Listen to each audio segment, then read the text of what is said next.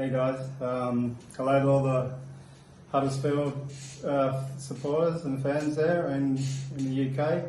This is Wally Gibson sending you a message from down under.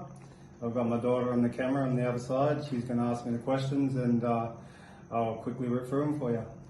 How did you find out about Huddersfield and how did you come to sign for us?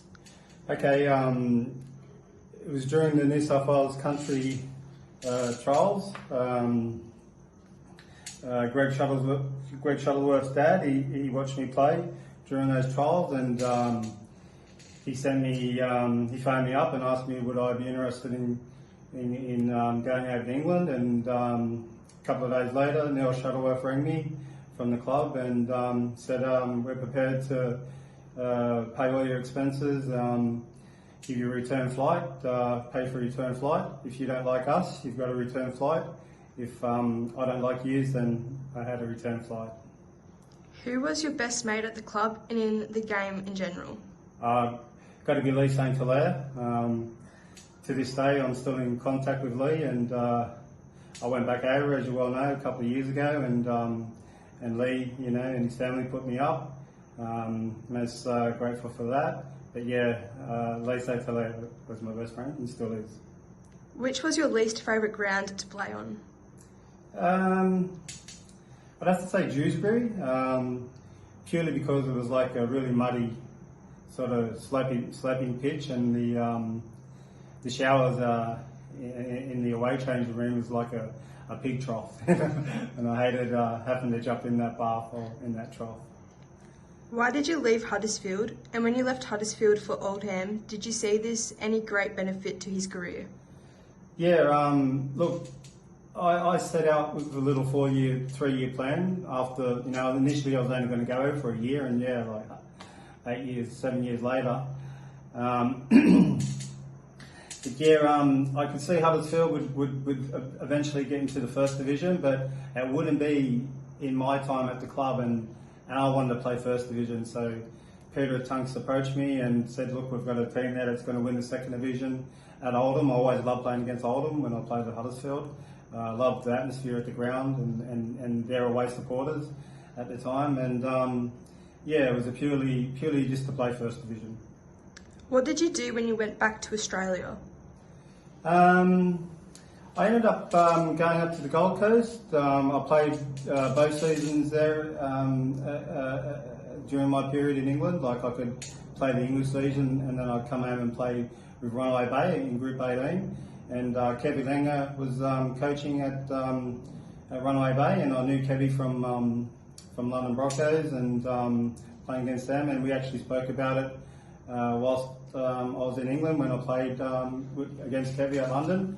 So yeah, when I eventually come home in '96, I played with Runaway Bay and we won the grand final that year in the Group 18. Are you still in contact with British game, and do you think the British game has progressed enough to make an impact in the World Cup? And if not, what do we need to do to improve? Oh look, the game in England's in really good hands. The level at the moment is this. It's come on leaps and bounds, and yeah, it's only a matter of time before like you got Sammy Burgess and there's a host of players that are killing it in the boys at Canberra this year. Yeah, I reckon you're there now, very competitive. What he enjoyed most about living and playing in this area? Oh, the people. I always, when I come home, they say, how do you live over there? How can you stand it? It must be so cold. And I always tell them the people, especially the Fartown supporters. Phil Huck wants to know, when are you going to buy him that pint you owe him? Phil, I've only got one thing to say to Phil: win and money. Every time we used to win a game, Phil would be in the dressing rooms, and we'd all wait for it. Phil would say, "Win and money." Who was the best player you played with in his career, both at Fairtown and throughout his? The best player at Huddersfield would be Greg Shuttleworth. We had a little move there with the chip over the top, and we used to call it gold, and Greg had the ball on the string. He placed it perfectly for me. All I had to do was chase it and catch it. So yeah, I'd say Greg at at Huddersfield, and in England, Barry McDermott, Martin Crompton, yeah, guy, to name a forward and a back, that would be the two best. What advice would you give to a club player, academy, trying to turn professional? Yeah, look, listen to your coaches. Do extra training.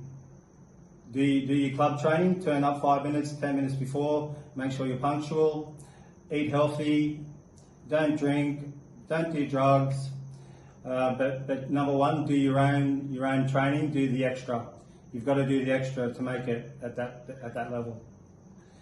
So I think that's all the questions now. Look, with what's going on in the world with Corona, everywhere in the world's affected.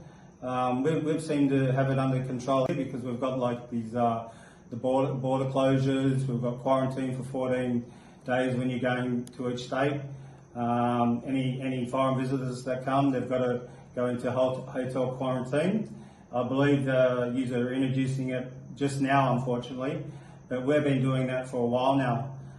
We wear masks. We do the wash of hands, the cleanliness and all that. But look, I hope you guys come through it. From what I believe, you're really struggling. But my heart goes out to you. I love you all. Goodbye from Wally.